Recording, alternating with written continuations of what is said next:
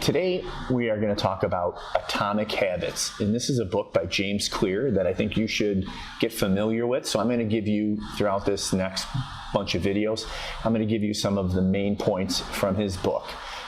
It's a great book. You can buy it at your local bookseller or online.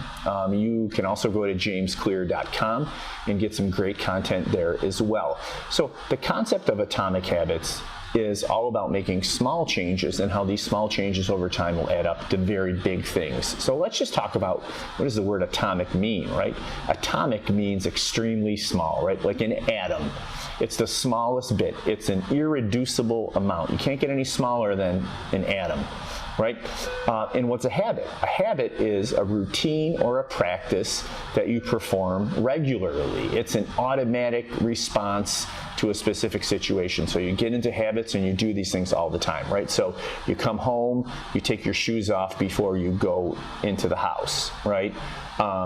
You come home, you put your book bag in your closet where it belongs. So these are habits, right? So an atomic habit is the smallest type of habit that you can have. And in his book, Clear talks about how it's important to keep things tiny, right?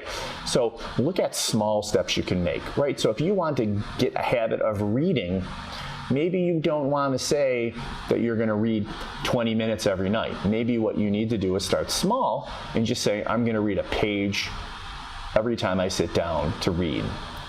And then when you get that page done, maybe you read 2, maybe you read more, maybe you don't. But either way, just by starting with that single step, you are going to accumulate more pages read over the long run, right?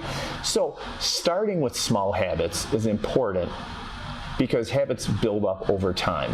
And this is a concept that he uses in the book called 1% better.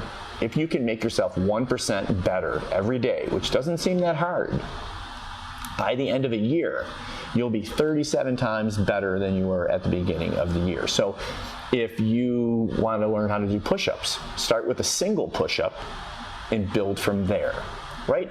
He has a great quote in the book that I think explains this whole thing. And it talks really about how good habits build and how bad habits also build, right? Which is something we want to avoid. So we want to avoid bad habits every day as well. Here's what he says. He says, all big things come from small beginnings. The seed of every habit is a single tiny decision. But as that decision is repeated, a habit sprouts and grows. Roots entrench themselves and branches grow. The task of breaking a bad habit is like uprooting a powerful oak within us. The task of building a good habit is like cultivating a delicate flower one day at a time. So let me show you this. This is my jade plant that I got from the 7th grade plant store. Now I'm going to tell you, when I got this 2 weeks ago, this plant was probably only about as tall as up to here maybe.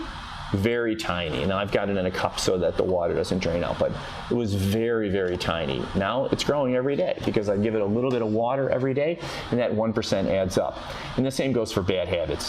When you develop a bad habit, it builds over time. Think about your house, and if you had a leak in the roof and every time it rained, there would be a little bit more damage, and one day maybe your whole roof collapses. So Atomic Habits, we're going to talk about it more in this series, but just to start, I wanted to give you a definition of atomic habits and what Clear says they are, and start to think small. And we'll talk later this week about some other concepts from the book that I think will help you improve as you go on to try to organize, study, and excel.